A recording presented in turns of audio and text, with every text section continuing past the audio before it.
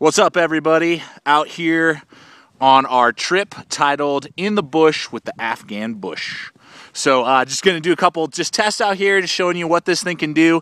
This is the 1095 version, not the 5160 spring steel, of the Ontario knife Afghan Bush. We got 0.19 inch thick, so just over 3/16 thick inch blade, flat grind.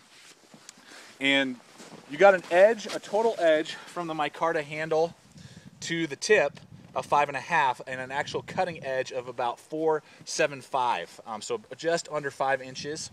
And I want to baton here first and just kind of show you what this thing can do batoning. We got here tons of knots in this little stick here, so we're going to see how well it does.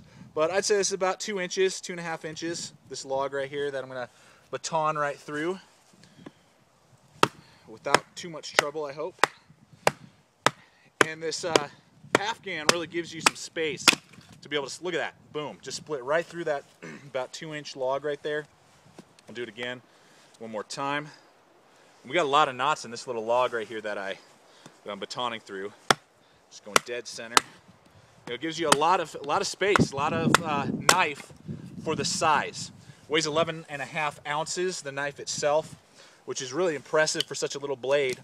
No lanyard hole, but what I found is even without a lanyard hole, this handle is really designed well to cup the two back of your fingers, and I can hack really well, and it bites in really nice and deep when you're chopping and when you're hacking, and so you're not really worried about it flying out. Yes, a lanyard hole would improve the usability of this knife, but without the lanyard hole, the way they designed the back of this handle with the cut in really holds your hand really well. Then you can go in, you got this nice finger choil, very large. I got, large size hands, big gloves on, and gives you some really good control over this blade. And I was a little worried about how well it would be able to feather, out here when it actually came time for it after splitting wood, because I knew it would split wood really well. But I mean, this is some dried out pine here, and it's just going to town, just tearing it up. And just really impressed with it overall. And then if you back up on it back here, just kind of show you that right there. That'd be perfect to help start a fire right there. I mean, easy. Wasn't even putting any really pressure on it. And then you can back up like this, if you just need to do some easier cutting, or whatever, just carving it off. If you're making a spear or a tent peg, or something like that, whatever. It'll do that really well and just chews through wood.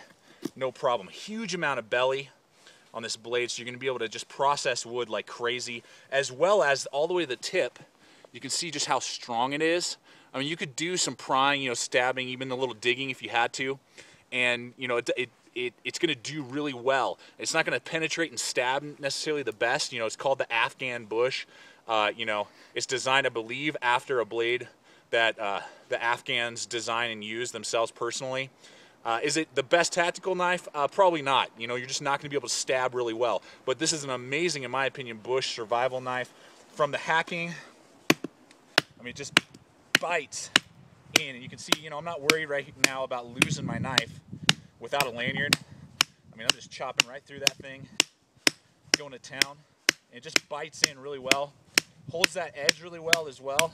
I'm saying a lot of wells right now, but don't get trapped in a well unless you have an Afghan bush on you. But it just bites into that wood really well.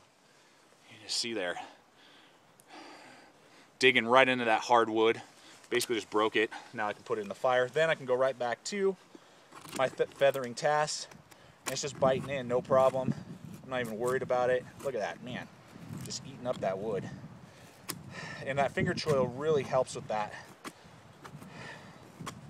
So, here you go again, after all that chopping, and I've been doing a bunch of it, processing a bunch of other wood. This Afghan Bush is really awesome, highly recommended by Gideon's Tactical for your survival needs if you're looking for about a 5-inch blade with some heft to it. So, thanks for watching, stay equipped, stay prepared, and I'll see you out there.